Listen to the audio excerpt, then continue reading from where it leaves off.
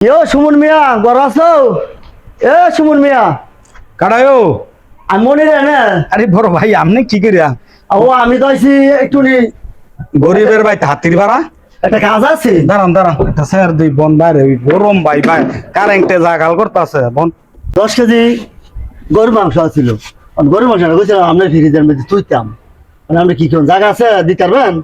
তুইতাম কি আর জিলে আইছেন এই কুরবানির ঈদ ভাইয়া 10 কে আমগো জয়েন্ট ফ্যামিলি আমগো তো একটা ফ্রিজ এটার মধ্যে কেমনে 2-1 কেজি তো এটা চিন্তা ভাবনা করে দেখতাম 10-15 কেজি যে কোন কেমনে তুমি ওইটা আর আমনে না মাত্র সেদিন না একটা ডিপ ফ্রিজ আনলেন বড় 60-70 হাজার টাকা বেলা আনলেন তো আপনার ফ্রিজের জায়গা শেষ হয়েছে গা। আরে আমার দুইটা ফ্রিজ হই, আগে একটা ছিল তো আবার নতুন একটা আনছি।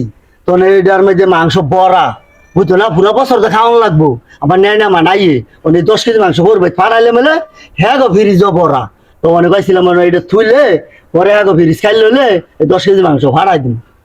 আপনি পুরা বছর খাওয়ানোর লেগিয়া কুরবানির গোস ফ্রিজ বইরা দিয়ে দিছেন। তুমি জানো না নেয় না মানাইয়ে কত কিছু লাগে, তো আমার 2 ফ্রিজ বড় লাগতো না আর কিনে আনবো।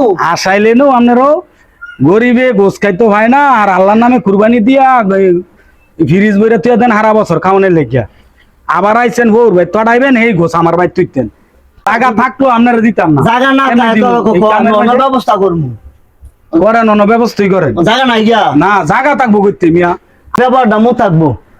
আইছিলাম গেলাম গা। ও কেডাই মনীষ আপনাকি বন বন কি হয়েছে উঠতে যান কাকা কি সমস্যা কি?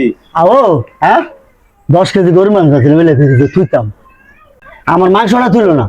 এলা 2 ফ্রিজ তুই আইছে আমার মাংস তুই এটা হলে ভোর ভাই তড়াইবো তো এই হেরা কি কুরবানি দেয় আর কি গরিব দুঃখীরে দেয় এটা একটু জিজ্ঞানছেন।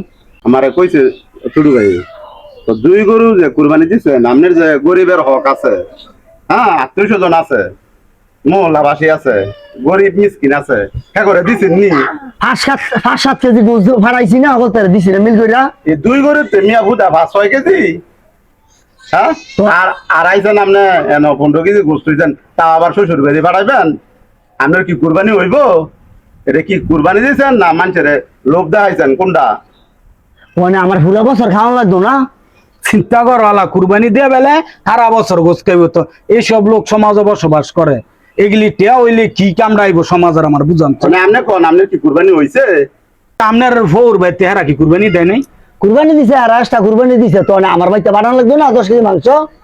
হ্যাঁ কুরবানি দিছে আমরাও দিচ্ছেন 2 গরু হ্যাঁ গো ভাই তুই ভাড়ান লাগবো আর আপনার আশেপাশে যে একবারে সবচেয়ে এই নিরহ লোক গিলি আছে 1 কেজি গোস দিতে নাই আর আপনার ফোর ভাই ফাটান লেগে একবারে উত্তাসান্দানি উঠতেছে গা।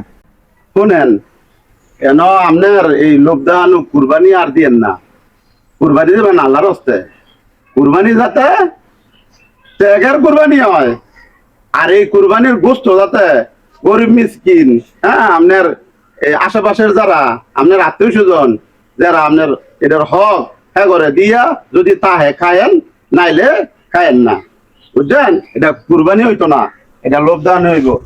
তাহলে আমার ভুল হয়েছে, সামনে তো যদি কুরবানি দেই না 3 বন্ড আর 2 বন্ড মাংস দিয়ালাম।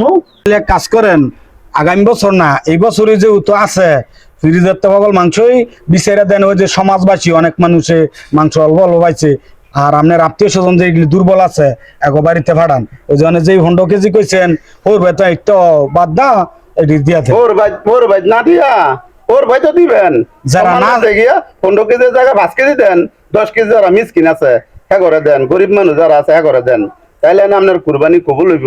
বুঝছেন তো বিষয়টা? বুঝছেন নি? বুঝছি যে কেডি আছে এটি সব গরিব মিসমিলে দিয়ালাম। আমি আর কোনোদিন এই ফ্রিজের মধ্যে গোছ রাখতাম না।